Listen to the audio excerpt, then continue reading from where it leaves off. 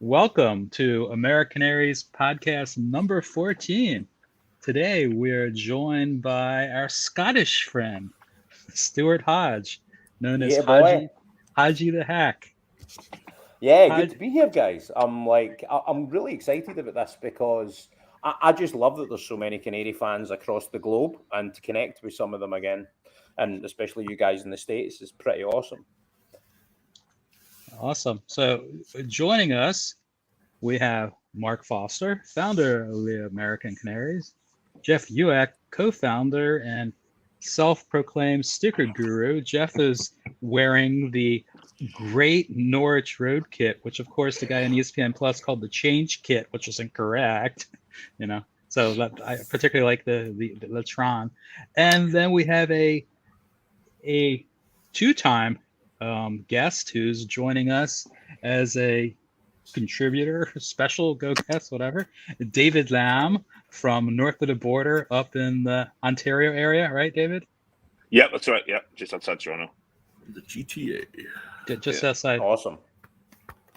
Just were you, Neil, or were the U.S. and Canada played in Hamilton? Are you close to I'm not far from Hamilton. I'm probably about an hour from there. So, about 45 minutes from there if you go on the QEW. So, yeah, not too far. That's where the Ticats play, right? That's where they... It is where the Ticats play, yeah. Absolutely. Yeah, that's what I thought. I'm like, what is this? This is not a soccer-specific stadium. This has got to be where the Tiger Cats play.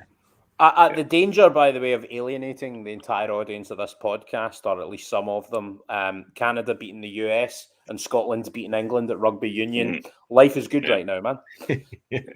I watched that yesterday. Like, at least 50% of what you said makes sense there. The other 50%, I'm not at all sure about. Although I will say this, I did pick Scotland as being the winner of the Six Nations. I'm convinced that's going to happen. There's a princely sum of $120 riding on that. So let's keep the dream alive. I'm glad Cow and Dickey started to play volleyball in the in zone 22 yesterday. That was very exciting. So, mate, it was an NFL play in a rugby union game. I think he got sports mixed up. That was hilarious. Hilarious stuff. It was funny. Yeah. Mark and I are like, okay. I know rugby union exists, but I why are they not throwing the ball forward, man? Like, I get it. Come on, what's going on? Tackle. Come on, fumble. Where's the cheerleaders? It's the wishbone. Yeah. The wishbone. I don't have anybody to talk about Test cricket about, so don't worry, you're fine. Oh, mate, I'll just talk. So being a Scot, England losing at things is nearly as good as Scotland winning at things. And then Scotland beating England at things is the holy grail. Last night I was on course for an unprecedented hat trick because Norwich beat Wolves, Scotland beat England, and then the Magic played the Memphis Grizzlies, but obviously Jamarant happened and we were like, I think they got 74 points or something by the end of the second quarter. Half time going in and like they're on course for 150. Yeah, it's fun being a Magic fan.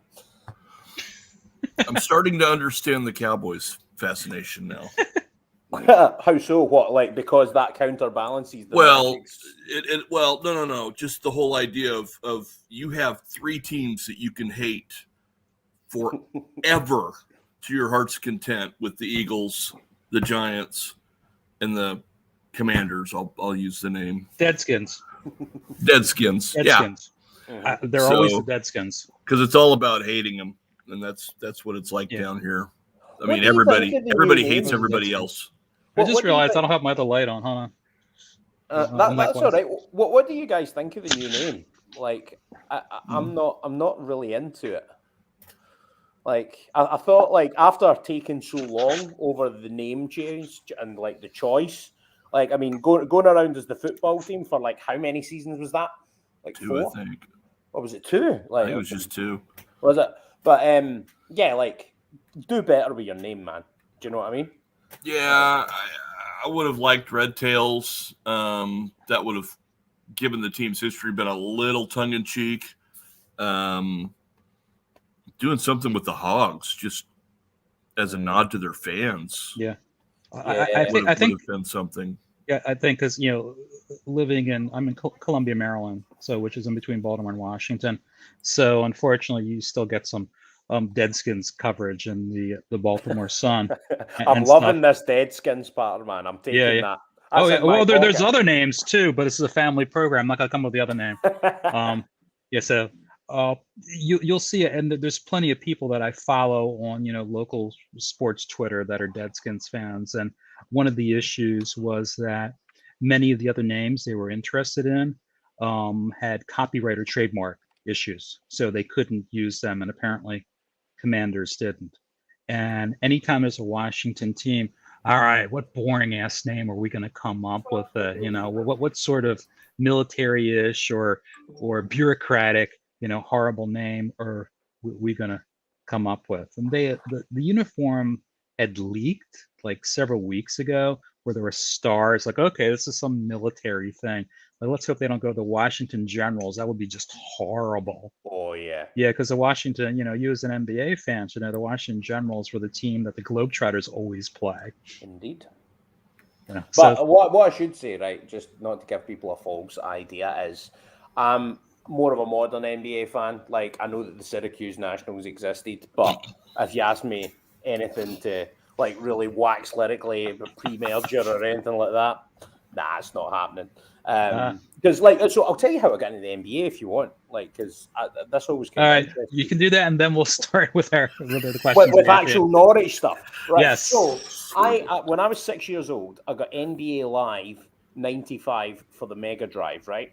And I went through the list of teams, and it was the center position was listed first. And the guy that was the center for the Orlando Magic in 1995 was rather good and happened to be the best center in the game. So I was like, yeah, I'll go with this team. And then the guy that was doing all the good stuff on the court for me and the like 16-bit very basic graphics that they had, although the Magic's court was different from anyone else's, which was another thing that was really cool about going them in the game. But it was this guy Hardaway that was doing all the stuff. Penny Hardaway, Penny Hardaway, yeah. So I was like, oh, cool. So there's another guy I like. And then I didn't really think, because I was only 6, so I didn't think much of it. Then my mate came back from Disney World that summer, and he bought an Orlando Magic top for himself, not for me. But I was like, it was just another thing about the team.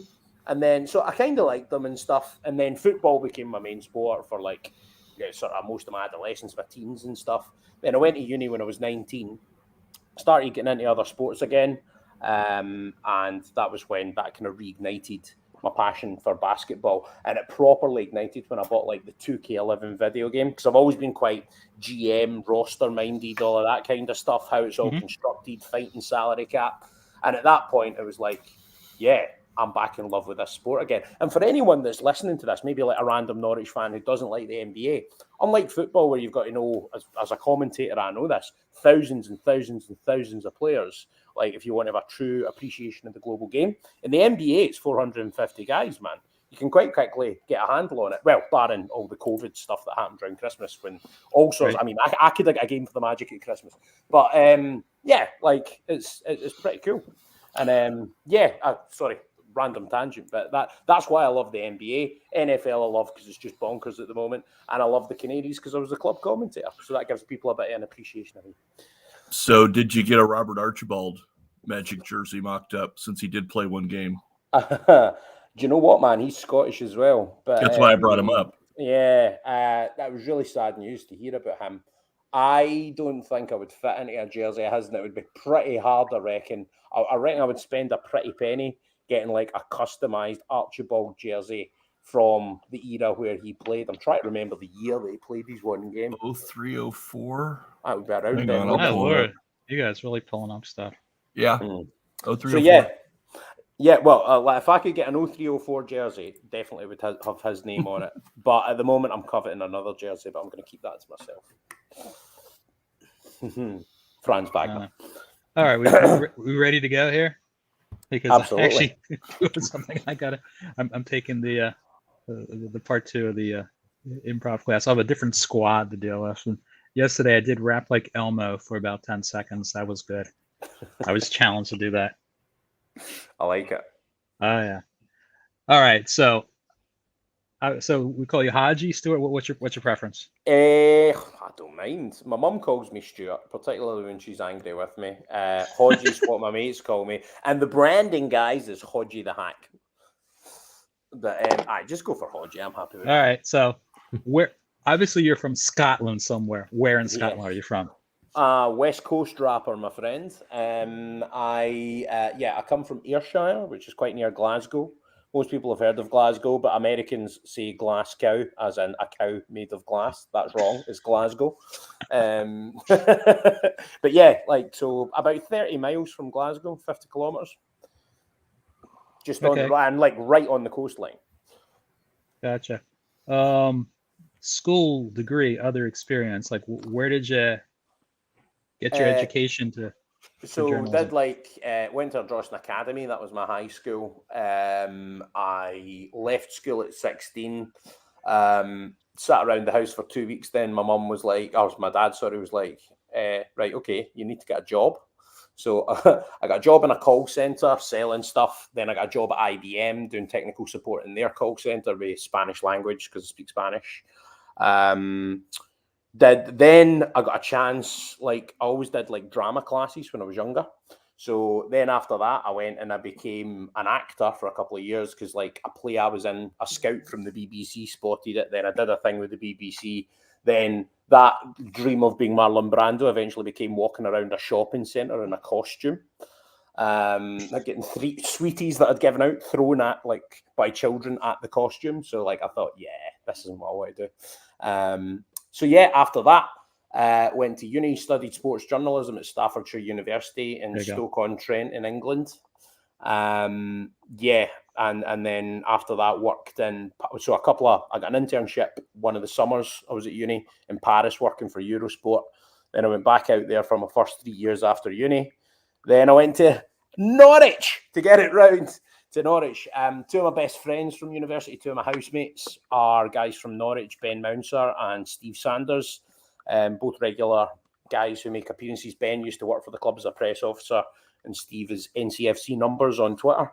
I've lived with Steve a few times actually. I lived with him when I was in Norwich. And then I worked for the local radio there. And while I was doing that local radio job, I got offered the gig as the club commentator for the 2016-17 season, which was awesome. And I'd previously been a commentator in France on various sports teams, levels of football, but that was the proper labour of love because I was going to stadiums every week. My highlights were getting played out in the big twisting screen at Carrow Road. I mean, it was pretty awesome. And yeah, that's where my love for the Canaries grew. I'm not a lifelong fan, but when you work for a club, it properly gets under your skin. I can assure you that. And I didn't really have an English team. I obviously support Celtic in Scotland, but I didn't have an English team, so Norwich became my English 16-17. team. That was Alex Neil. That was Alex Neil's first. Sacked. No, okay. It was the season he gets sacked, and then Johnny Howson was just a Rolls Royce for that entire campaign. Some of the football was amazing. We beat Reading 7-1. We beat Forest 5-1. That game contained 2 absolutely amazing goals. Okay, so we were back in the championship then. Yeah, it was championship season. And then we got promoted. Yes, after I left. Yeah. But that was a couple of years after I left because you had Farke's first season was that summer. But I also covered the events. I was at Stuart Webber's press conference where he was introduced to all of the people, all of the assembled media. And because I had the number of Damien Camoli, who was sporting director at Liverpool when Webber ran the academy there, me and Stu had a chat about that. And usually in the press conferences with Alec Neil or Alan Irvin when he came in, I was a 3 questions and out kind of guy. I gave deference to Paddy Davitt, Michael Bailey, the local journalists, did their stuff. With Stuart Webber, I felt like at that point I was the only person in the room that knew what a sporting director did.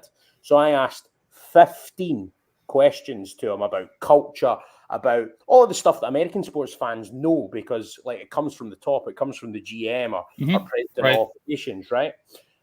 So I knew that. But in football, there was this obsession that it all stemmed from an Alex Ferguson type figure, a manager, And British football's moved a lot slower than other countries in terms of accepting the model that now seems to be getting integrated at a lot of clubs. But I knew what a sporting director did. So I had 15 questions to ask and like rattled through them all. And everybody that worked at the club was looking at me like, what the hell is Hodgie doing here? And one of the lads who was one of the journalists at the club, James Baldwin, he came over to me and he went, I bloody hate you, Hodgie, after the thing, because he had to transcribe the hours worth of questions. Wow.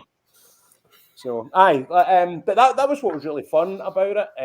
Another wee thing, like, can't go into details on this one, but Dean Kiley was one of the coaches at the club under Alec, and his son Mason was one of the apprentices at the club, like on the media side. He had a birthday party, and it's the only place I've ever been where there's just been a magician there. Like, there was a magician at his house for the birthday party. So that was quite cool. But like, I walk in this room and it's Alec Neil, Frankie McAvoy, Alan Irvine, Nick Davis, like all the coaches of the club just sitting around having beers, and I'm just having a chat with them. So that was what was really interesting for me. On one side, I was like the journalist, and then on the other side, I was like sort of club insider. So I was kind of at the best of both worlds, to be honest. That's a story I've never told anyone, like on the record. So you guys getting a wee exclusive there. Shh, we don't know anything. We can edit this out. Nah, you're all right. I didn't tell you any of the really juicy stuff because I need to keep that close to my chest. But yeah, like working for Norwich is the club. I love the club now. Like, I actually love the football club on a different level. Celtic I love as a fan. Norwich I love having been like a very, very tiny part of their history, and like. Because people sometimes, like, I mean, the Graham Dorrans commentary that I did, people always remark upon because I get so excited. I rolled my R with gusto when he scored a goal away at Forest. Well, that comes from knowing Spanish, how the, rodears. Correcto, but también, like in Scotland, we do that anyway as a matter of course. And actually, another thing, in Scotland, we have lochs. Right, people call them locks. It's not. It's a loch, and that helps with your chet and chota in Spanish as well. I think Ken can relate to some of that. Yeah, with the Yiddish, me being Yiddish, with a chutzpah. You got a chutzpah. Yeah, I've seen the. I'm actually. I've watched the Outlander series. Which is. I've maybe got the facial look for it, but I don't have the body, man.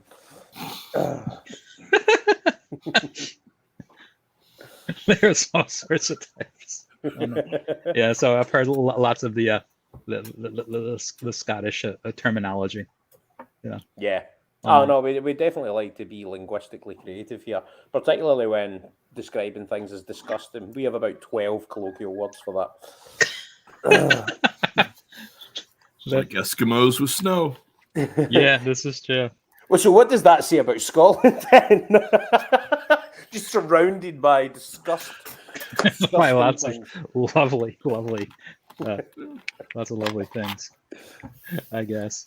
Sorry for taking us down a rabbit hole there, by the way, guys. I just thought, it's really nice coming on things like this, and if we don't get through everything you want to talk about, I'll come back on, because I do feel there's lots of fun stories to tell about my time with Norwich and about being a fan of the club and a fan of American sports as well. That's why I was so excited to come on. Well, I'll be honest, because, we hear a lot of things. I mean, you've been on pods and talked about a lot of things, but rehashing it kind of for our audience, if you will, and if we have an audience that many, we don't know how many are listening to the pod, but we get that different view. You tell a story, you might tell it a little differently because over there, everyone knows the story. So you might abbreviate it a bit. Over here, we don't maybe know the story. So you might expand on it, like the exclusive you just dropped, which is, that's fantastic. Oh, thanks, man. I do appreciate that, and I think that's one of the things coming from living in Spain and France and stuff like that. You learn a bit about cultural integration. Easy for me to say. I'll try that again. Cultural integration. So that actually sounds like a Daniel Farkism, doesn't it? Cultural integration, right? I think you learn a bit about. Yeah, you have to go. Yeah. You always have to start off with that intake of breath. I've practiced this for many, and it's this. It's of course, it's very difficult. But it's always. There's brilliant. That's brilliant. I've never noticed that, Dave. I've watched. That's another additional element, because I used to play Farca bingo. Like situation was always going to come up. Right? Bingo. There was always like the great thing about Farca was, as someone who lived in Germany, you could kind of tell his English got progressed. His English was always decent. We've had this conversation before. His English was always decent, but he got progressively better. Yeah. But then he would take words that you would use in German, translate them into English, and use them in the same way, which never worked. He sure did. So you get kind of like so it's like. It's definitely, of course, the most challenging thing for us anyhow. And when we go, obviously, we make sure that we are concentrating, obviously, on the team and the formation anyhow.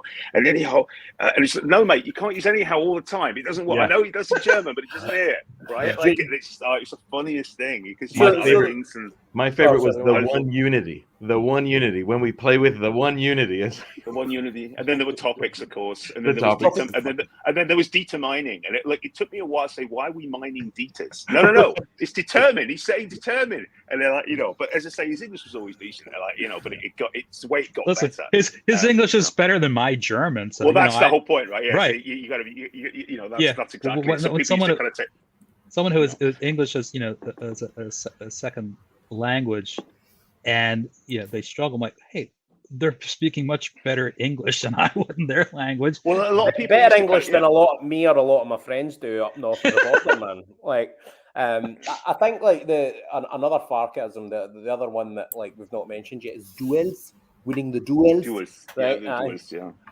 So I think that's really. I think Daniel Farke, like brilliant Norwich manager and stuff like that, and I've interviewed him myself. Really nice guy, really friendly and accessible to the media, and I think there was a bit of culture shift at the club actually in terms of after Stuart Webber came in, maybe after his first season at the club where we kind of stabilised and then sold Madison and all of that kind of stuff.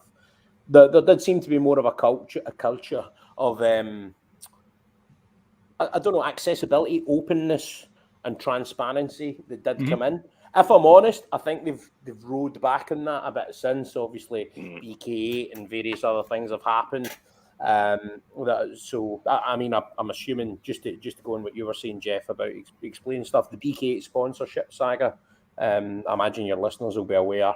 Well, I say saga. Like Norwich signed up with a betting partner who. Like a lot of fans were not happy with. We're familiar. We sent a statement over. Yeah. For AmeriCanaries. Well, did you actually? I was. Oh yeah, you did. Yeah. Oh yeah.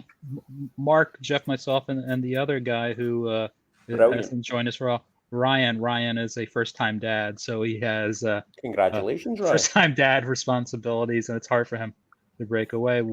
I think Mark originated it, and then we all sort of chimed in, and we sent it over an official statement about what was going on. Robin Sainty was aware of it because I know we were dealing with I'm sure you know Robin. I don't know him personally, funnily enough, but I'm aware. Oh man, you got he does. Yeah. Robin, head of the Canaries Trust. He's a friend of all of us, and we made him aware of what we were doing. That there was.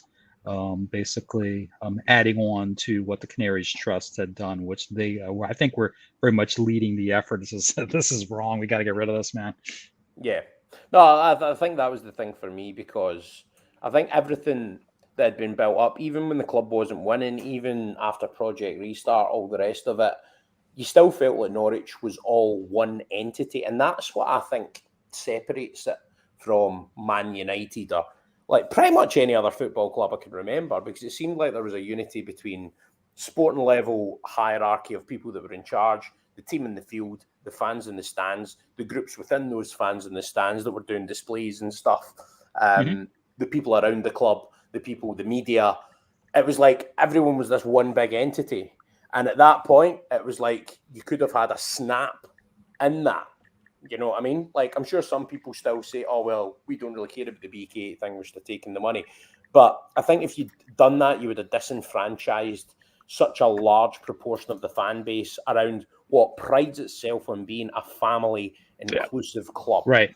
And I think if people start to feel excluded from that, then, I mean, you're basically severing what was, you could look at 100 odd years work, or you could say even in recent years work that had been done to bring this cohesion among everyone. And that was the thing. That was why I felt so strongly about it. And I think some of the strongest opinions I've given on Norwich City were on a podcast I went on when all that was going on. It was the Norwich Talk podcast. And yeah, like I remember being just kind of, I felt like my club was getting ripped away from me when it had happened. And fortunately they fixed it. They saw sense. So happy days. Yeah, I think it's absolutely spot on that. I mean, when you grow up with this club, you realise that, and everyone will say, "Oh, our club is different," all the rest of it. But we always did have very, very strong family ethic to us. We were known as a family club. First one to come up with a family enclosure, all that kind of stuff. And when you'd actually go around the country and you go to other grounds, you would actually, it did feel different. And I'm not just saying that. Like, if you were spoiled enough to be kind of part of growing up and going to see your first football match at Norwich, so you go to other clubs, it was different. And I think that's the important part. Like, 5 million, whatever, what could we have done with 5 million? The bottom line with that is, I think, had they proceeded with that, a lot of people would have felt, ethically, we've turned a corner that we really ought not to have turned. And I think that was the essence of that, and why we're so glad that they went away and did it, which is why when people like Philippe Auclair and others went on and said, I can't believe these guys have got, they still have gambling websites on their boards. I mean, Philippe Auclair is very good, but you just like, hang on a minute, we at least did something. Why don't you challenge some of the other larger clubs that actually haven't done anything, haven't listened to their fans, maybe have a little word with them, because the stuff that's going on, the Premier League has to have, because you have to have it because it's part of the Premier League. It's like 1/3 of their advertising revenue's got to be on there. It was really important, I think, for us to be able to say, we actually did something. So there you go. No, I think that's fair. Just on the ethical thing, right? I'm going to throw this out to the group. If Saudi or whatever billionaire from whatever country that has questionable human rights stuff going on comes to buy Norwich City, do you want that to happen?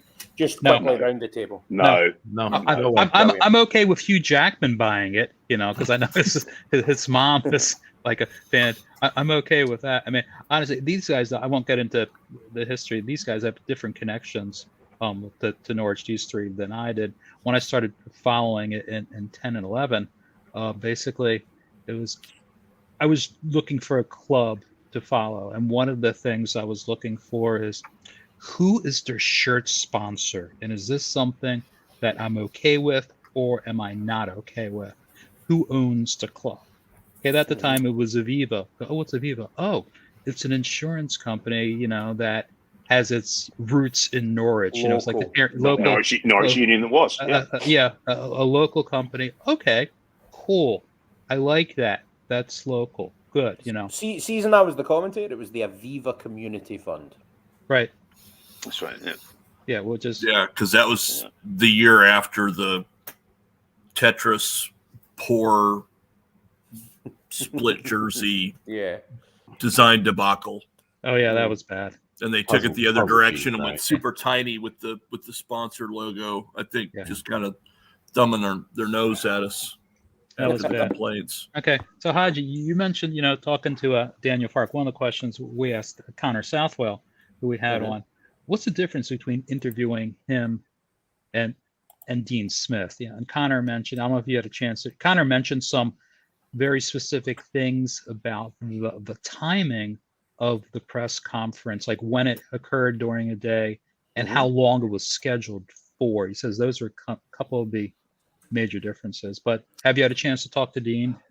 So I actually interviewed Dean Smith when he was at Walsall. So that's a few moons ago now. I've not spoken, and I interviewed him for a random podcast that I did.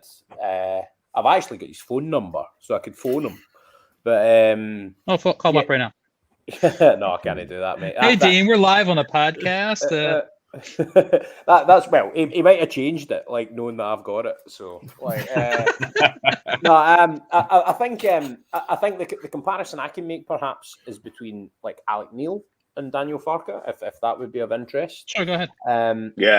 So I got a tip off my mate Ben when I started as the local beat journal for the local radio station, not BBC Radio Norfolk, one of the commercial competitors.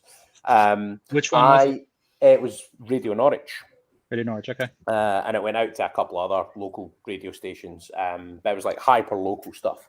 Not very well paid. I've never been worse paid and harder worked in my life. Well, I say harder worked. This new job with Sky Sports doing the NBA, like I'm putting a lot of hours in, but that's a labour of love, so that's fine. But yeah, so my mate Ben told me when, like he said, what Alec likes talking about is tactics. So I said there was a 3 questions and out man. That was a slight lie. It was a 3 questions, then a tactical question and out man. And that ingratiated me to Alec, plus the fact I was Scottish, obviously. I was the Scotsman in the room. Because there's just this sense of kindred spirit between Scottish people from a certain part of the country, definitely West Coast and kind of down near Glasgow kind of way, like me and Alec were. So that was quite... I think I built up a bit of an affinity with him with that. A hilarious story is, I don't know if you've ever seen the clip of a phone going off at the press conference. It wasn't quite Roy Keane reaction, right? But I used my phone to do the interviews. Such was the great kit at Radio Norwich. I used my phone to record the interviews at the presser. Forgot to put on airplane mode, didn't I? My sister chose to call me during the press conference, didn't I? For a laugh, changed my ringtone to Uptown Funk, right? So my phone starts going, "Hit to say hallelujah, woo!" Right? And my mate Ben says, he's like, "Hodgie, I've never seen you sprint that fast in my life." And I'm like, sorry, Alex, right? And proper, like, embarrassed, man. Like, everybody in the room's peeing themselves laughing. And I'm like, oh, no, man, right?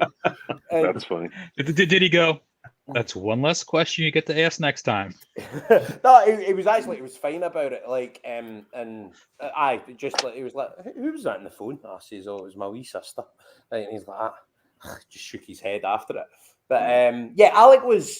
A lot of people see Alec Neil as this kind of quite hard guy, and I think there's definitely elements of that to his character. By the way, for anybody that wants to know, sorry for the plug, a bit more about Alex Neil, Hodge on Nodge episode 1 is an exclusive 2-hour interview with Alec on my own podcast, just breaking down his time at Norwich City and all that kind of stuff. So that'll give you a bit more, really good, more stuff to his character than people might think. But people think him as this kind of hard, abrasive guy. He wasn't that, right? Although when we'd just been beaten, I think it was 5-0 or 5-1 at Hillsborough by Sheffield Wednesday towards the end of his tenure, I accused the players of downing tools. He did not take that well. "What do you mean we down tools? What do you mean we down tools?" And then I quickly rode back on it because I thought, I've got to keep a relationship with this guy going.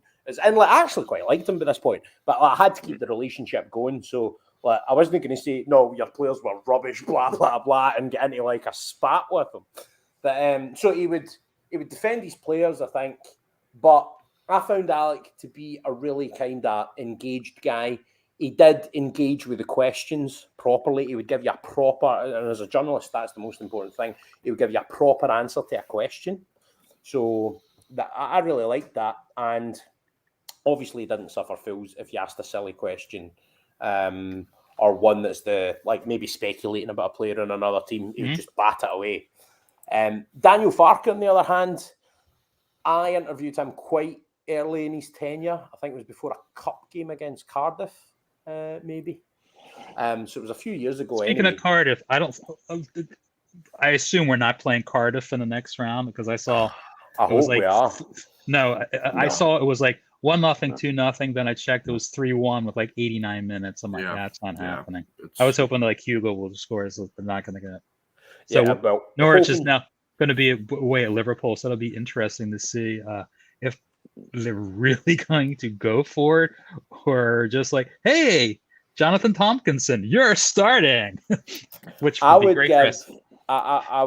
I would say, I mean, I maybe wouldn't go full hog because you could easily destroy a young player by throwing them into that kind of situation. You could easily, so I wouldn't maybe go the full hog, but I wouldn't play a full team, man. Like, you might as well. And that's the problem. It's like just big teams monopolising these competitions. English football's got a real problem with that, by the way.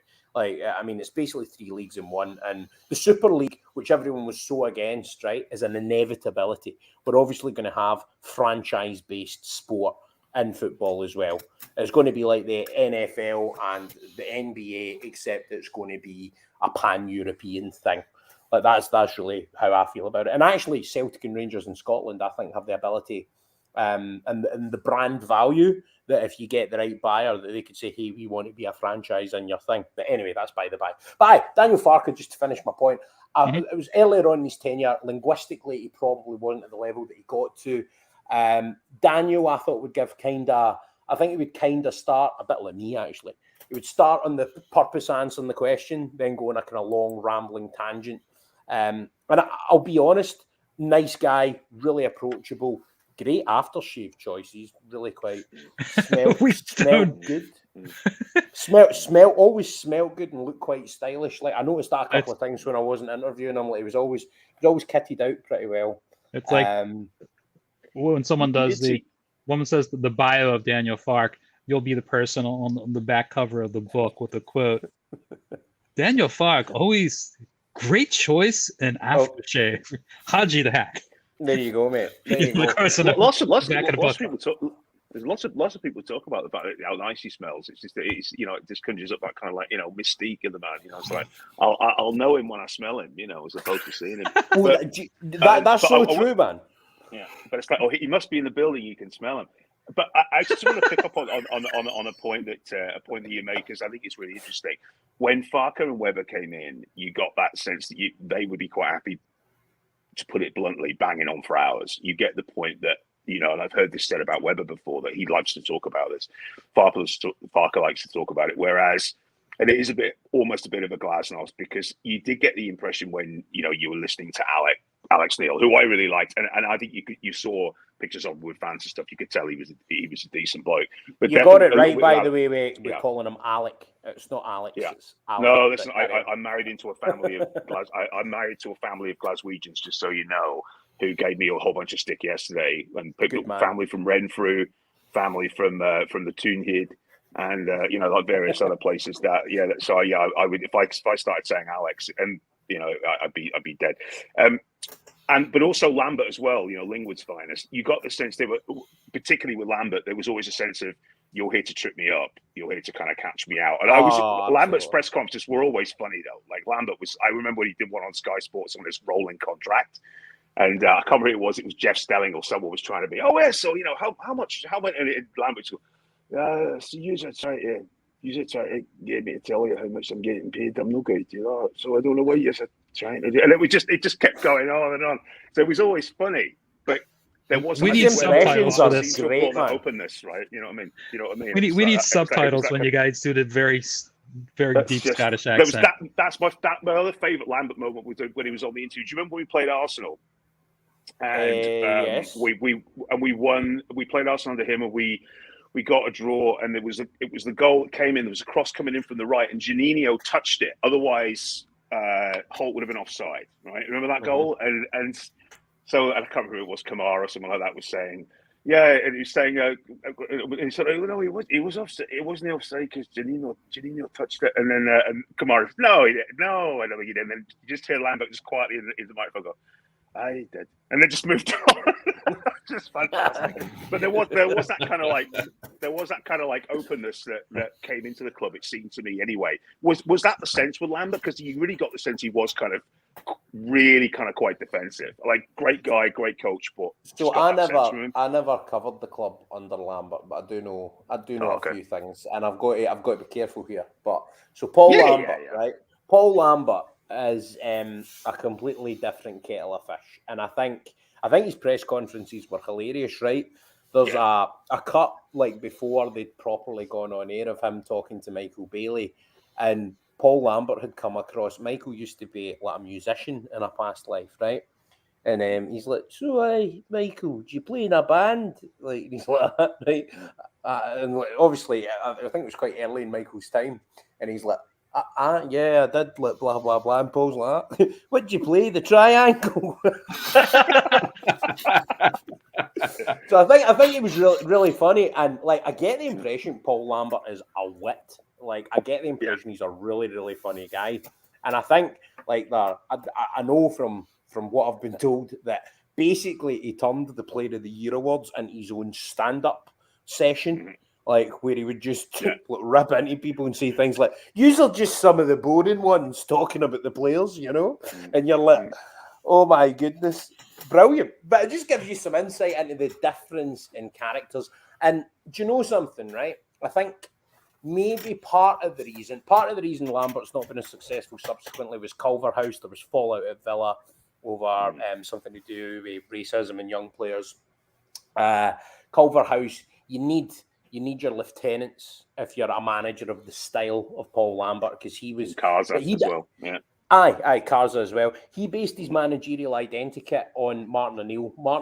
And their time together at Celtic. Martin O'Neill had two lieutenants. He had John Robertson and he had Steve Walford. And I think that's the roles, respectively, that Karza and Culverhouse played. Since not having them with him, Paul Lambert's not been the same force managerially. But just in what we were talking about there, I think there's an element of having moved on as a society and how young players are now, the world that they've grown up in, like a more politically correct world and all of that kind of stuff. I'm wondering if Lambert's modus operandi, for those reasons as well as the other one which I just mentioned, perhaps slightly outdated for the time. Maybe. I'm not saying that's definite, but I think that can maybe be a factor. Yeah, and I think it's funny because you mentioned his lineage, right?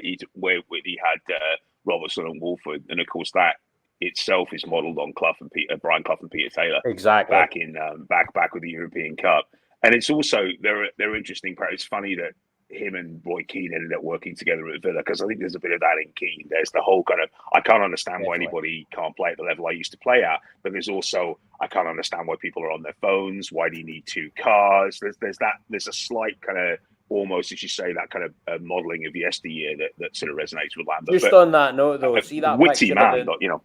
Yeah. See that picture of the Norwich fans when Ronaldo stepped up to take his penalty and half the stands kind of got their phones out. They got very excited for that. There's one guy doing like the sign, and you're like, that's the kind of football fan you need. You need someone that's putting them off, you know? Yeah. No, you absolutely, you do need that, and I think it's and that's I was kind of more like referring to player culture. That that whole kind of you know.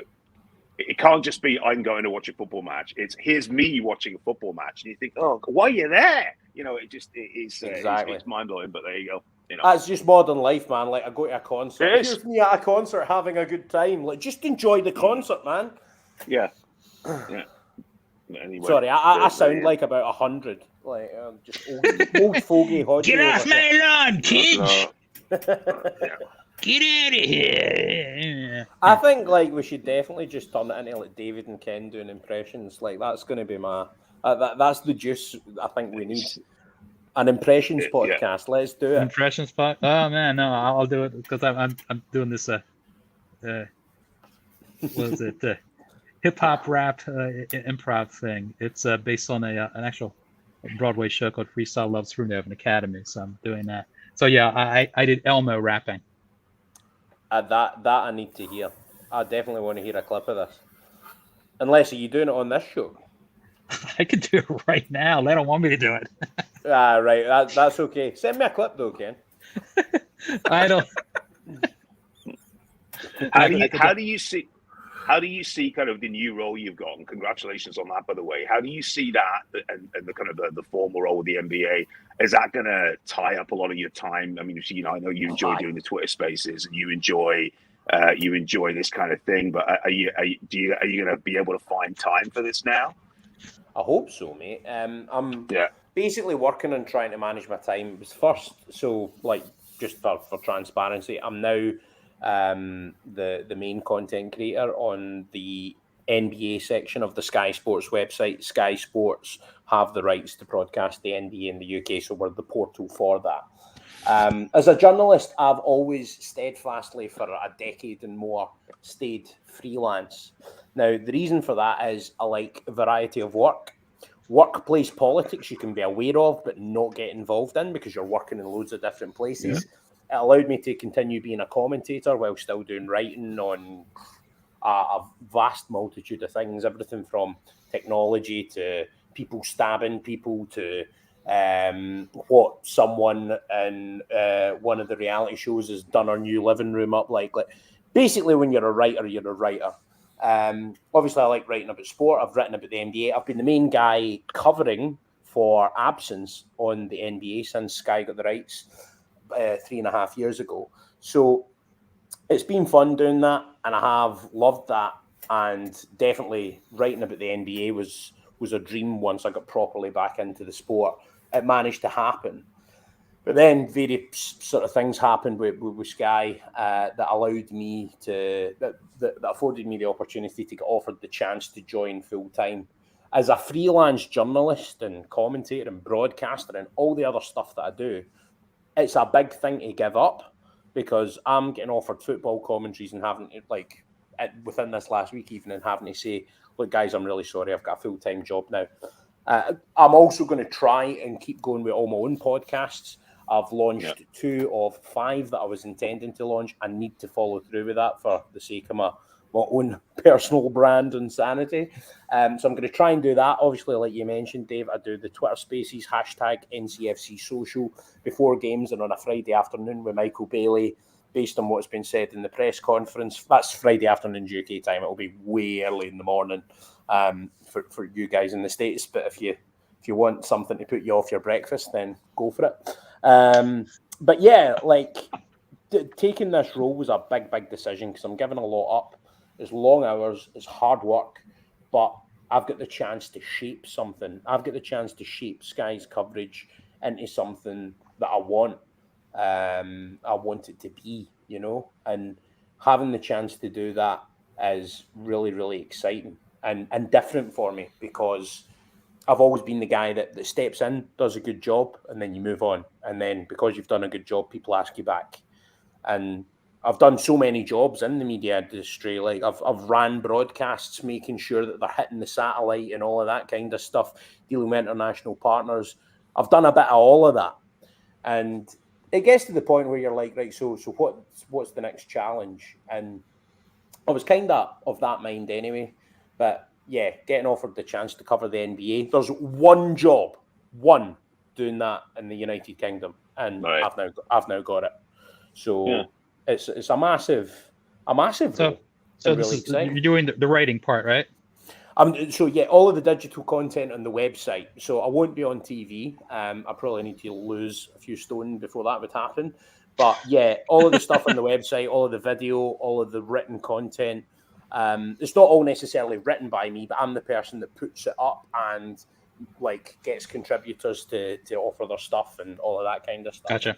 And all of the social media stuff as well, which is a massive part of the job in this day and age. And I think I did one when Stephen Curry broke the record for 3-pointers made. I did a Twitter thread, and some wee guy like just retweeted it saying, "This is a really sick thread." And I thought, if my stuff's getting called sick, then I'm down with the kids, man. Love it. No, you gotta do a thread on how John Moran's going to take over the league, Mate. Honestly, like if the one thing that worries me is the Derrick Rose factor, that he keeps dunking, and then I'm not sure what his legs are doing on the way down all the time. So I don't want him to get an injury doing that. But if he stays healthy, the league's his. Like he's already top 10. I reckon he's already top 8, top 7. He'll be top 5 very, very soon. The one thing like that will factor into that is if Luka does the Nikola Jokic thing and gets his conditioning sorted, Luka can do what he wants as well. Totally different types of players, but Ja Morant is so exciting, man. Like best point guard in the league since. I mean, I see Luka still more as a small forward, even though he runs the point. I think he's a point forward. You mentioned Luka. I'll put a little plug. The woman who covers the Mavericks for what's the main paper in Dallas? Dallas Morning News. Dallas Morning News. Callie Kaplan worked with my son at University of Maryland. My son's a journalism graduate. So if you want to talk, poor lads, man, poor lads. Like, I'm not sure I would recommend it as a career choice. Yeah. So she's she actually got hired to cover high school football, which is impressive. She was the beat writer for University of Maryland. Football and basketball, that's that is really cool. And by the way, I was only kidding. If you want, I'm not sure what stage of his career your son's at, Ken, but like, if you want any help, just get him to reach out. I'll be happy to help if I can. Absolutely. He's working. I don't know if he's awake. He's in the other room. He's working for a small media group called Baltimore Sports and Life, and he gets to write Nice. about anything in the Maryland area. He also gets to write national. But right now, he's doing a series of articles on who might be the next coach for University of Maryland basketball. So he's doing that. But Cool. I can talk to you later. Yeah. We'll talk You off have the to- pod about it. Right. I don't have your contact info though, other than through Twitter. I've sent a WhatsApp over, which has got my number on it, and feel free to You sent what? circulate that between. It's got my phone number on it, so you can WhatsApp me. Okay. And then, Who'd you send it to? Jeff? yeah, I think it's with Jeff. Okay. Because I've been liaising That'll with. work. But Okay. All right. Yeah, So what do we that have here? sounds good. Says we'll go like 20 minutes more because I have the thing at 1 and I really need to eat and get prepared for that. I actually Okay. have some homework. Actually, they actually gave us homework. We had homework last week. I have homework that I have to. It's minimal. It's minimal. but by the way, I'm having a great time. I'll come on with you guys again. So if there's anything we don't get through Absolutely. today, Yeah. we can do another one of these in the fullness of time. Yeah, we just have the time gap. Okay, so we have a whole bunch of stuff here. So what do you guys want to capture? History and game day experiences, random. What do you guys want to cover in the last 20 minutes, Jeff? Yeah, let's we can skip. We don't have to stick to the script. That was that framework. Right. Stu, I'm an improviser anyway. yeah, mate. well, yeah. I'm learning how to do that. Patrick Mahomes. I'm Patrick Mahomes, mate, not Tom Brady. Oh, geez, you're on these down State Farm commercials. Yeah. What the hell's Mark? That's my Mahomes. Oh, sorry, Mark, I missed that. Oh, that's nice, man. One of the Mark's a guy. He's grown up a lot of places. Mark's definitely a Kansas City Chiefs fan. Yeah. Chiefs and Royals. Arrowhead. So, if we are going to talk about fan experiences, it depends on sport, but NFL, Arrowhead's where I want to go, man. It's just different. Bring some earplugs. It's just different. It's Yeah. I don't know if this has been measured decibel wise, but it's I'm like sure it has. Yeah. Oh, it's the world record for outdoor stadium. It's like 142.3. You can get shirts that say That's loud. Yeah. Chiefs, and it'll say 142.3 dB. That's crazy, man. Like louder than the yellow wall at Dortmund's an achievement. Louder than Celtic Park on a European night is an achievement, man. That's so good. Oh, and the Seahawks with their half roof.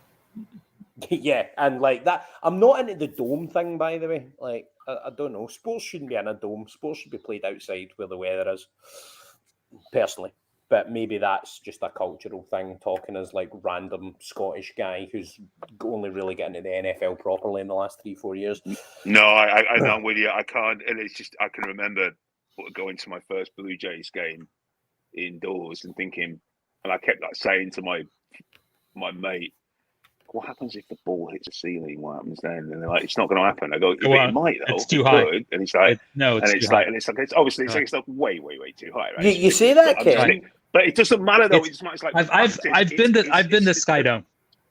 It's at I've least been to theoretically a possibility. Yeah, no, totally. It's ridiculous. It's not happening. Maybe not baseball, but in the 49ers Cowboys game, I can't remember which kicker it was, but one of them hit the Titantron. Like they hit do you The call scoreboard. it that? The big scoreboard hanging down. Yeah, the big scoreboard. Yeah. Don't have it in a dome. Like, simple. You know what I mean? Yeah. The big that what is that like? Goes from the 20 to the 20. On the video board. Yeah, it's huge. Yeah. That's happened. That's happened before. In stadiums. Sometimes I believe the punter is specifically trying to do that. I really think sometimes they're really doing that. I want to say Ray Guy did it in the Superdome. Yeah, I think there's like a punters union or something where I think they try to do that on person. There's a guy who was a punter for the Vikings who's very active on Twitter. I could ask him. He's actually pretty good. He follows lots of other things, but he's very open. There was a dude called the Scottish Hammer who was, I think he's recently been released, who was a kicker for one of Jamie Gillan. He was a punter for one of the NFL teams. Left-footed? I think Played left-footed. with the Browns and then the Bills. I'm not actually sure what foot he kicks with. The It's name not sounds something I've ever paid familiar. attention to. But yeah, I think he got released like a wee while ago. But I like there being a Scottish presence, you know. There you go. So Jeff, what do you want to cover? We got slowly interrupted here. No, that's fine. He flowed right into that question. The question was about the ultimate fan experience. What's on your bucket list? And you answered it with Arrowhead. Well, Arrowhead in the NFL, Yeah, NBA. It's kind of like it's kind of the Magic, but hopefully we're good again because basically away fans make more noise than the Magic fans in the Amway right now. If I was to pick a basketball arena, it would have been Oracle Arena. When Golden State still played there, that was where I wanted to go. But that's never going to happen, sadly. Football, Celtic Park on a European night, I would recommend to anyone. It's insane. And to be honest, you've kind of missed the best point of it.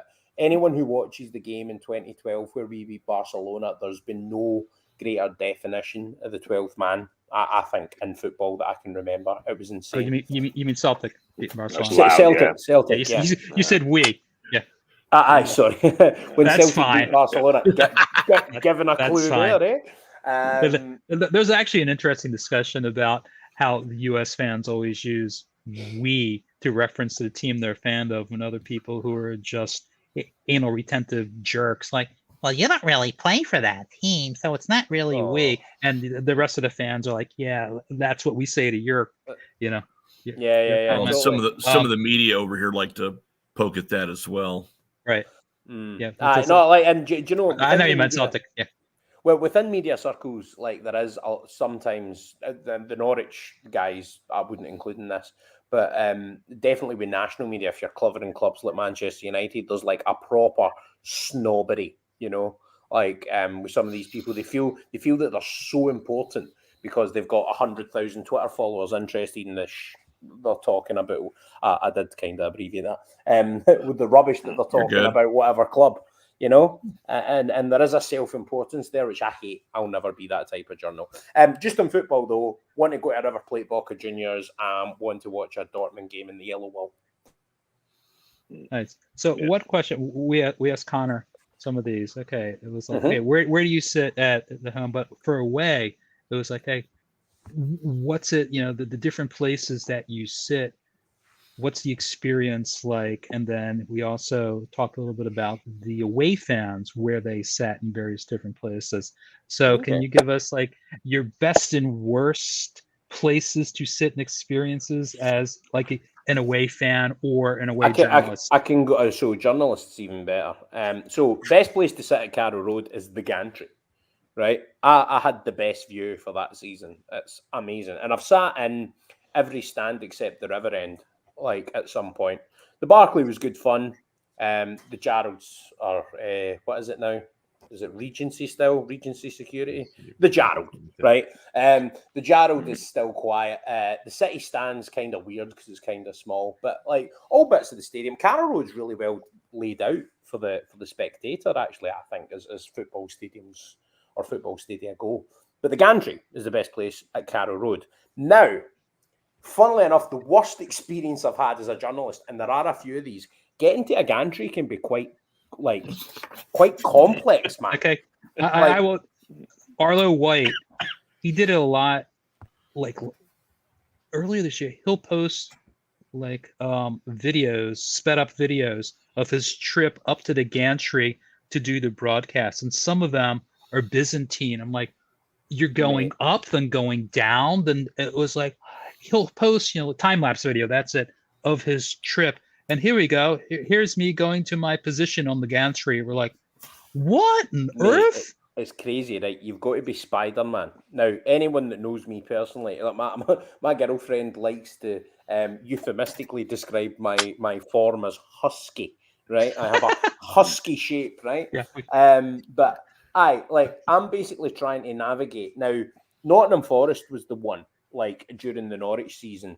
And the best bit is I got sent back down. So I went up to this gantry, right, where I had to, like, I was high up and I was going along a bit of, I don't think it was wood, I think it was corrugated iron. But like, if you imagine like a 4x2 bit of wood, right, that's what you're doing. There is something at the side of you to stop falling, like rails and stuff, but you're still crawling along. And there's a football stadium below you, people looking up at like how you're getting on with your endeavour, right?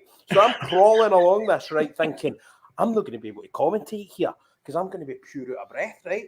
So I'm doing that. And I gets to the bit that I'm going, and there's a sole camera operator there. And he's like, hey, what you doing? And I went, I'm here to commentate the game, mate. He's like, no, you're not, because your commentating will bleed into my camera feed. So he sent me back down, and I ended up having to do it literally in the press box right next to the Forest fans. And that was the commentary that yielded the Graham Dorrans, right? But what happens when you start commentating a game? And there were a few of them where I didn't get gantry access in the away games. And what happens when you start commentating in amongst the away fans? You just become like, you're tuned out because you've got your headphones on, you've got your mic there, so you're not aware of anything else that's going on. So my mate Ben said it was like quite a surreal experience because you've got an entire press box who are not used to having a commentator in there, because the radio commentators are usually buried away, the writers are in a different bit. And I'm sitting there going, good opportunity for Norwich City, right? And all of the Forest fans are deadly quiet, like beside us, and there's this wee Scottish voice just rabbiting on, going on. Graham Dorrans getting dead excited, right? And like all the fans are like, I mean, I think if they had projectiles, they would just have thrown them at me. You know what I mean? But yeah, like you can have some crazy fan experiences. The best one I've had was Spurs away. That stadium when we beat them in the cup, the last game before lockdown. That stadium is space age, man. Like, it is the best in terms of, I wouldn't say it's the most historic or anything like that, but in terms of like the plushness and the luxury of the stadium, it's the best football stadium I've been to. It's great for the fan. It's really beautifully constructed. It's got the nod to history with the opposite end of the ground. I think it's at the north side of the Spurs stadium where they've kept it kind of in tune with what the history was. It's a brilliant stadium, and Norwich City won the game in such a dramatic way. Josip Drmić's best game for Norwich City. Amazing. Just amazing. Yeah, that's amazing fan experience. Interesting. These guys know I also follow Spurs, so I have. You can't have two teams, man. Like, it's okay if you like a Spurs player. Come on, Spurs player. No, like, I mean, I love they can be crap at it. I love Steph Curry, right? And by proxy, kind of root for the Warriors above other teams, right? Like when it comes to the big boys. Mm-hmm. But if the Magic play the Warriors, there's only one team I want to win. Well, they know that. When Norwich plays Spurs, I'm rooting for Norwich. I think he has very much the similar kind of relationship. So. Okay, I'll give you that. I'll let you have that, Ken. Yeah. So, but them building the stadium is very interesting because they clearly built it. Okay, this is what we're trying to do. We're trying to have the best stadium, and we want to be the NFL stadium in England. And this is what we're going to do to make sure it meets the NFL luxury standards. So we're going to combine both of those. And I think because of that, you had the ultra luxury and some of the other aspects in it because they know they want to host the NFL games. And then they have the two fields that go back and forth, and give themselves more revenue, which they're going to need to pick up the costs. But I also, when I was in White Hart Lane, I thought the camera position was phenomenal. Where it was really low. I really like watching a game when the camera position's low. I hate the high camera position. The lower camera, it's like you're really like into it. You're like, wow, look how close I am to the game. I can see the player. I can really see things further up high. I hate it. I remember I think 2014 World Cup, maybe the 18 World Cup, the camera view was so annoying. Like half of the view was the people in the stands. I don't need to see that. Maybe the first row or so. Give me the action, on the field. I don't need to see, what's going on. I want to be able to zoom in. Like, was that number 8 or was that number 9? Who had, it's like I just prefer the lower camera angle. I think you're really much more into the game. Same thing. Watching a baseball. Some stadiums, their press box is so high, and some of the, let's say, older stadiums, the press box is lower. You get a much better view of the game, and I think it really helps bring the fans in because you're so much closer. You feel more connected, to the game. But I was at White Hart Lane. I always thought that was just phenomenal. Like, look how close you are. And It was, but there was two. There was two or three. No, go on. No, it's all right. My question was a tangent. Carry on.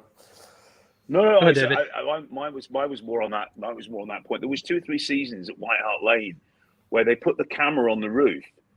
So you'd have this kind of thing where, because normally it's kind of, you get that kind of level, and for some reason, and it was like when David Howes was playing Justin Edinburgh, it was like kind of mid-90s, and it was like you were in an airship looking down at things. I don't even know. It's like I was watching a game of Subbuteo. Probably now it was that type of thing, and you do get those kind of odd specs. But this is because some of the stadium in England, even now, so many of the stadiums that have existed since the Second World War and before, right? So particularly some of the lower leagues. They haven't actually been rebuilt. Stadium first couple of divisions, yeah, maybe, but not so much, So, yeah, anyway.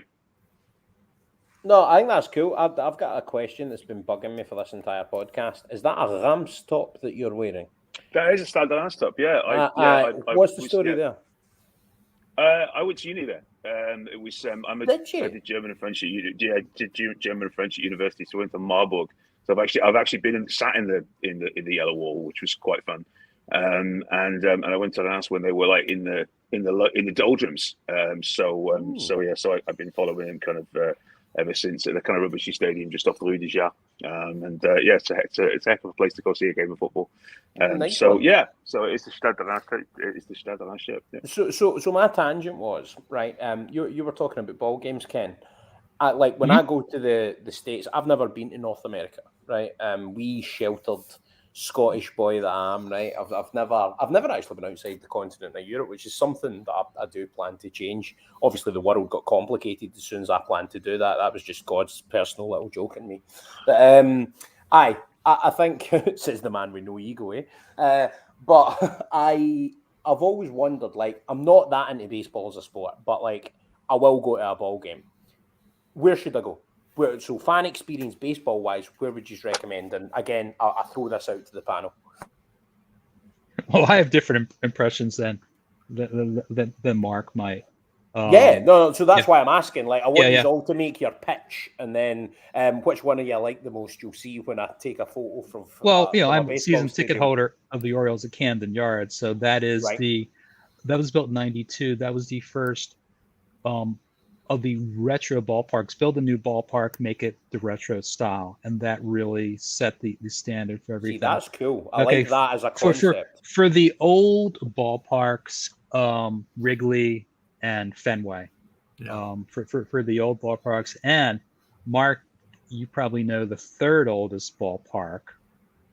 The third oldest ballpark used in Major League Baseball, Mark? Should be Dodger Stadium. It is Dodger Stadium, correct. Dodger Stadium was built in the early 60s, so that's the third oldest. I've been to all. I've attended 3 games at Wrigley, 1 game at Dodger Stadium, toured Fenway.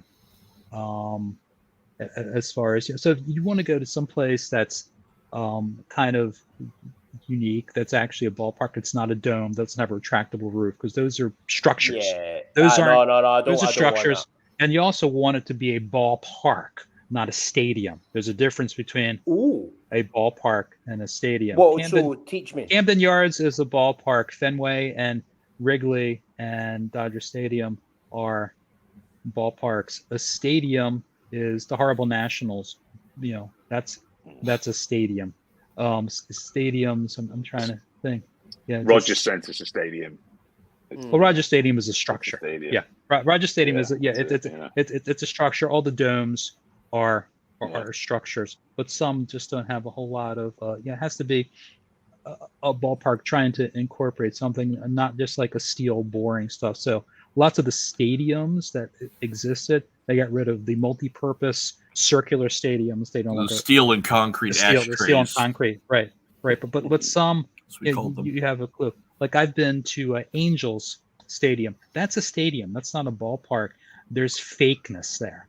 Okay, there's a lot of fake stuff happening. If you were to pick one, then just round the table, because Jeff's been really quiet as well. So, what's your vote, Ken? Are you going to stick with Baltimore? Oh, I'm going to stick with Camden Yards. I'm a season ticket holder, because you have the modernness, but it's the I like the combination of the modern. No other stadium has the longest building on the East Coast. basically forming the background of the stadium to be in a. There's history there too. There's history there. There's a train station just within walking distance, and that's Abraham Lincoln actually came through that train station when like there's a war was going on. They hit him there, so there's history. It's interesting. There's It's in an episode of Veep as well. The Baltimore Camden Yards is in an episode of the show Veep because I think she goes to Baltimore to promote something. Yeah, Veep, The Wire, House of Cards, they all filmed in the Baltimore. Actually, House of Cards and Veep had sound stages very close to where I live. Oh, that's quite cool. Right, but on the ballpark thing, I want to go around the table quickly before we finish. Right. Jeff, have you got a vote? I've only been to one, and it was one of the ones that Mark was talking about. It looked like an ashtray. The Kingdom in Seattle is the only place I've ever seen baseball. I mean, I've seen the local team here. They're like minor league. They were affiliated with the Yankees, but what are they called? Which team? They're called the River Dogs. Oh yeah. Chelsea River Dog. Yeah. But I don't follow baseball at all. Yeah. So minor league baseball here, so it's, I always try to explain it's similar to, your championship League One, League Two, except that Luton Town is not owned by a team in the Premier League. They're their own entity. The minor leagues, they have their own ownership, but they're connected to the major leagues. I understand that through playing the out of the park baseball game. Like you send it down like A, AAA, all of that kind of stuff. Yeah, right. The Mark, what's your vote in the ballpark thing? I honestly haven't been to too many. But I'd go with Kauffman Royals. Just it's the one from that steel and concrete ashtray era that is still around because it's not. They built it's right next to Arrowhead. Correct. You can watch Arrowhead. You can watch a Chiefs game in the afternoon and walk across. In September, walk across the parking lot and go check out the Royals. And it's got the fountains in the back and the scoreboard, which when they modified it, it was originally a big dot pixel scoreboard, huge in the shape of the outline of the team logo, with a big crown on top. With the crown on top, right? The little jewels. Yeah, it does look quite neat. Yeah, but they've modified it, and it's got huge HD screen now. And it was briefly the biggest when they modified the screen. Does it turn though, like the one at Carroll Road? Does when? No, heavens no. It doesn't rotate. No, doesn't rotate. No, and when you see how big it is, I'll understand why. Yeah. It doesn't rotate. Yeah, but we've got a new owner. Basically our third owner in 50 years, and they're starting to talk about going downtown. Oh, that's always it's not a downtown park, and frankly, a lot of fans don't care. I mean, with Arrowhead, part of the Arrowhead experience is the tailgating, and it doesn't matter. I mean, I could show you pics of when it's been 10 degrees and there's snow for a game and everybody's out there and they've got their grills and they're doing everything 6 hours. I mean, if it's a 3:00 game, I think the gates open at 9. See, I love that stuff. That's an aspect of American sport and fandom and match day experience or game day experience that is not reflected in the UK at all. And the summer climate doesn't necessarily exclude that for the Royals. I mean, you get a lot of folks that will go out and tailgate there. I mean, God, you would not do that down here for a Rangers game because it's 105 degrees. But you could do it in Kansas City most of the year, certainly, and they do that. And the stadium has, a lot of unique features with the fountains and then the scoreboard and the fact that it weathered its era, so to speak, because I think it's probably 6th. Wait, you got Fenway, Fenway, Wrigley, Dodger Stadium, Angels, and us. I think that's right. I think 72. 72. I've actually been to a game there 93. I was there. I was at a game at the stadium when it was artificial turf, and I think my comment at the time says this would be a really nice stadium with real grass. And eventually they put in real grass, and then they built. They made more seats, and then there's fountains in the outfield, but they added more structures and seats to the outfield, and I think diminished the beauty and the uniqueness of the fountains. You had the grass back there, on either side of the stadium, and you had the bullpens there just beyond the foul lines, and they've changed all that up, and the fountains haven't moved, but they've put more seating back there, and you can actually sit behind the fountains now, which is kind of its own unique thing.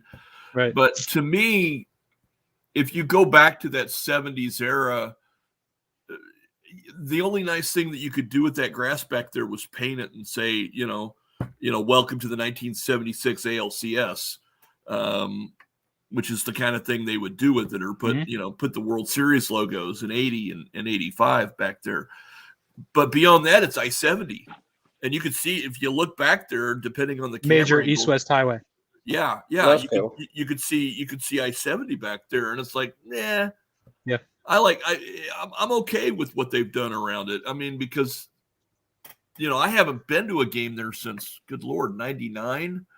But that time when I watched it in my youth, I'm not that tied to it that I can't stand the outfield as it exists now. And they've made some other changes as well as the stadium, but I want to certainly get back soon, if for no other reason than I have a fear it's going to be gone. Yeah, so in the next 10 or 15 years, which is going to be sad. Well, let's see if we can wrap this up, because I really have to. No, that's fine. Just a quick point before you do, Ken, is just in terms of move, and it brings it back round to Norwich. And David, I'm counting your vote, by the way, as the Rogers Centre, because it's the Blue Jays home. But you can tell me if I'm wrong, like in that score in terms of the ballparks. But like moving downtown and moving stadium. I don't know if you guys, the American lads, have like had the chance to go to Carrow Road in person, but where it's nestled in the city of Norwich is really, really important. And to be honest, where it is, there's probably very few ways that you could increase the capacity based on where it is in the city. You can maybe move the city stand back a little bit, but that would impede access and things like that, and egress. And so I think moving stadium is a massive thing for any team to do.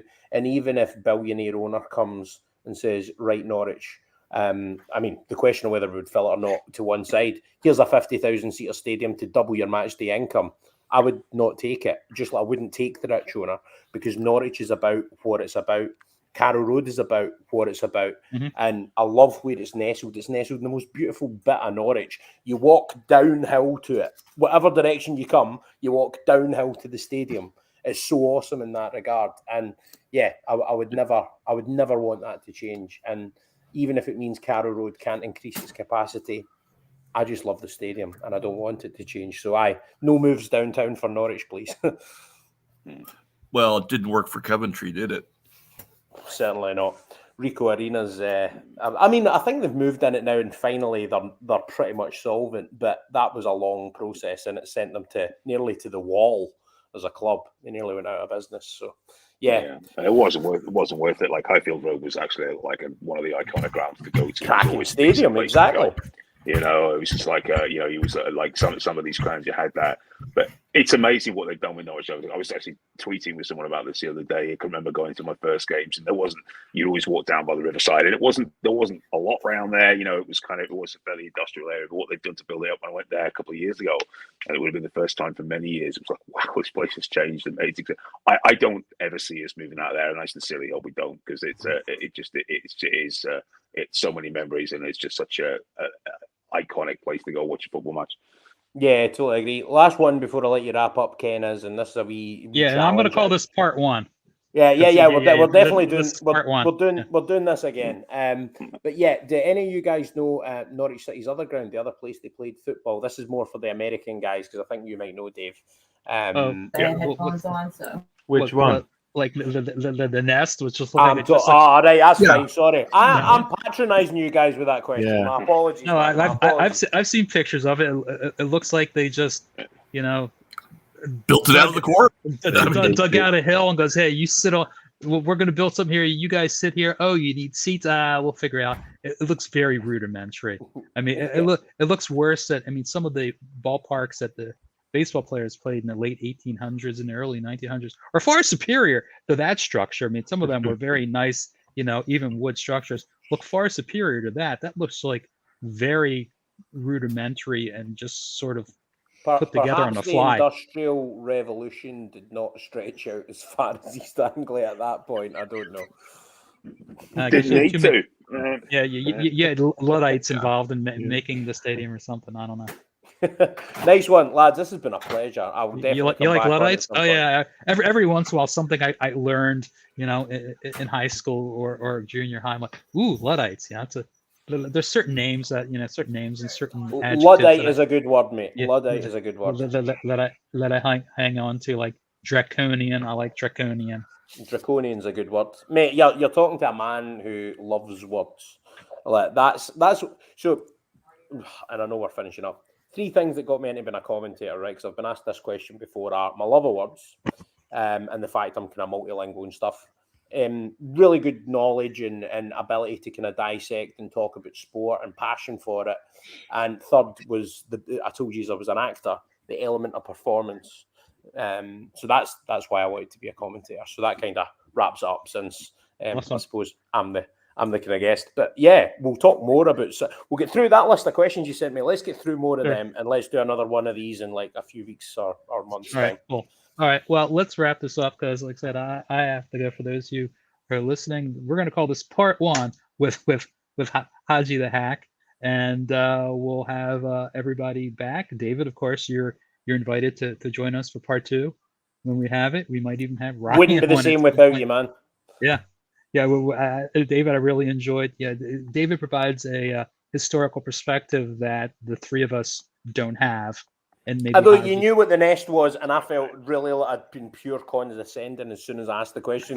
You were all like, "What one? The nest?" Like, and I'm like, "Oh no, yeah, I've had one here." I've seen stuff. It's yeah. So we'll wrap this up. So hopefully the next time we talk, we'll have had Patrick Vieira sacked. Yeah, the joke was, what was it? That the Wolverhampton's manager is going to get sacked, because exactly. Unfortunately, Lage has maybe done a bit too much for us to get the hat trick in managerial sackings. But so I don't know. All good things, they see good things come in 3s at the moment. They come in 2s. Scotland beat England. Norwich beat Wolves, but the Magic didn't win. Right. Josh Sargent only got 2 goals. He didn't get a hat trick. So I think good things are coming in 2s at the moment rather than 3s. Yep. Yeah, so I know we're playing Liverpool twice in a period of 6 weeks. I don't even know when the FA Cup is going to be. Speaking of good things in 2s, Ken. Yeah, that's not a good thing. I was not happy. I'm like, oh no. Well, when I was in the fan zone last time, they talked about it. I says, you know what? Despite the fact that Man City has a better record and is running away at the league, Norwich seems to have better success against them than Liverpool. They've beaten Man City in the past a couple of times and surprised them. So it's like, not I think Man City's any less than Liverpool. Just they have a lot of trouble beating Liverpool, and for some reason they can figure out how to beat Man City. So I basically said, I don't know if they're getting any points. Horrendous record against Man City. Yeah, says I don't know if they're going to get any points in the 80s and 90s off them, but at least it's like, oh, we've beaten them before, Liverpool. Oh God, I don't know, but hopefully Dean Smith will have a different mindset.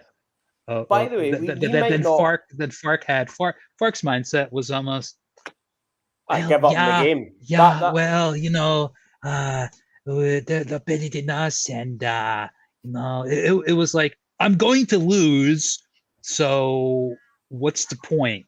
I think Dean Smith's like going to screw it. We can beat these guys. Let's go for it. We're going to have a go. We'll try and set up to score goals. And, you have the sense that he's just not going to say, forget it. We just hope you don't get clobbered. I think he's going to be, all right, let's figure out how we can win.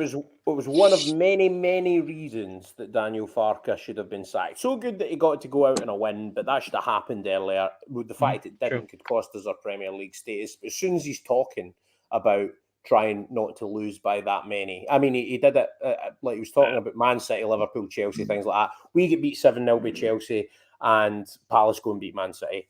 That is no coincidence. If you go out and you send your team out with belief they can get a result, anything can happen in football. Right. And that's a big difference. Yeah, and that's a big difference between now and where we were a few weeks ago. Sure. And it always reminds me of the first game when first time we were back under Lambert. We drew 1-1 with Wigan. Then we played Chelsea away. We went to Chelsea. John Terry knocks into Grant Holt. Grant Holt gets up, looks down at Terry and goes, "You're an absolute, you are." And Terry just went green, and it was like, that's Grant Holt. He was a tyre fitter 2 seasons before that, whatever, or before that. But that was the experience, and that's what you need, a bit of steel, and that's what Smith has given us. We should chat about that next time. That's a really important part where we are. Yeah. Against Wolves, let's see the amount of like sort of bad antics we were doing just to try and waste time and get the result. I have so much. Yeah, it's called shithousing. We can yes, say we went an hour and 25 minutes without saying shithousing. We can say shithousing. Yeah. All right. Yeah. On that note, shithousery. we've had enough shithousing here, so let's wrap this up. I want to thank everybody for being on the podcast. We will continue this in the future. And my pleasure. Thank you very much, Hodgie, Jeff, Mark, and David. And we'll wrap this up. Next one will be AmeriCanaries Podcast number 15 with guests to be determined. All right. Thanks, everybody. Cheers, lads.